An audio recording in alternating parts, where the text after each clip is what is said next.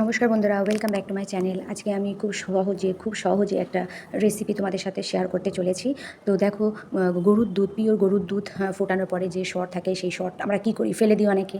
তো না ফেলে দিয়ে সেটা আমরা যদি জমিয়ে রাখি ফ্রিজের মধ্যে, একটা টিফিন বক্সে ভরে যদি আমরা ফ্রিজের মধ্যে কন্টিনিউ সেগুলো যদি স্টোর করতে থাকি, এবং সেগুলো স্টোর করার পরে বেশ কিছুদিন ধরে আমার স্টোর করার পরে কেউ 1 মাস করতে পারো, কেউ 2 মাস করতে পারো, কিন্তু সেগুলো অনেকটা সর একসঙ্গে জমে গেলে মিক্সি গ্রাইন্ডারে নিয়ে ভালো করে ওটাকে বেটে নিয়ে, আর কড়াটা গরম হলেই তার মধ্যে ডাইরেক্ট ঢেলে দেবে।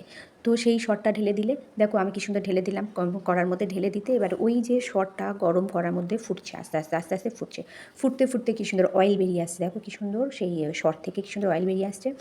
তো খুব সুন্দর, মানে একটা স্মেল ছাড়ছে, আস্তে আস্তে করে স্মেল ছাড়ছে, খুবই ভালো লাগছে স্মেলটা। তো তার মধ্যে আমি বেলপাতা দিয়ে দিলাম, যাতে স্মেলটা আরেকটু চেঞ্জ হয়, আরেকটু ভালো হয়। হ্যাঁ, তো সেই জন্য তো আমি অনেক সময় কী করি, বেলপাতা যখন থাকে না তখন বেলপাতা দিই না, তখন কমলা লেবুর খোসা দিই।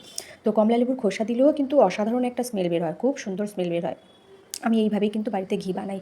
আমার বাড়িতে 2টো বাচ্চা আছে এবং তারা ঘি খেতে খুব ভালোবাসে, এবং আমি নিজে ভীষণ ভালোবাসি ঘি খেতে, আমার হাজব্যান্ডও ঘি খেতে ভালোবাসে।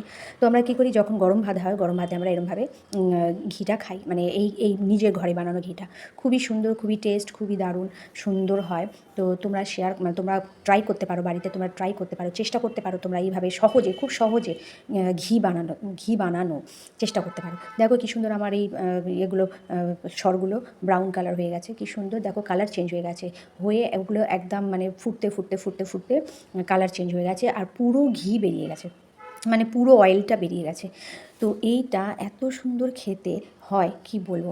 আর এদিকে তো আমার ফ্ল্যাটে তো একদম গন্ধে করছে, এত গন্ধ ঘির, এত সুন্দর স্মেল বেরোচ্ছে, খুবই খুবই স্মেল বেরোচ্ছে, সুন্দর, মানে বেশ ভালো। আর আমরা যেহেতু ঘিটা খেতে ভালোবাসি, তো আমাদের কাছে এটা কোনো ব্যাপার না, খুবই ভালো লাগে। আমি ওই বরাবর কিন্তু সবসময় এরমভাবে বাড়িতে ঘি বানাই। আর যেহেতু আমাদের বাড়িতে গোয়ালা প্রতিদিন দুধ দিতে আসেন, তো আমার প্রতিদিন দুধ, মানে দুধের সর জমে। ছেলেমেয়েরা দুধ খায়, বাট তারা সর খায় না, সর আমাকে আগে ফেলে দিতে হতো। তো আমি যখন বুঝলাম যে না, আমি এটা তো এইভাবেই করতে পারি, সরগুলোকে প্রতিদিন না ফেলে স্টোর করে সেটাকে তো একটা কাজে লাগানো যেতে পারে।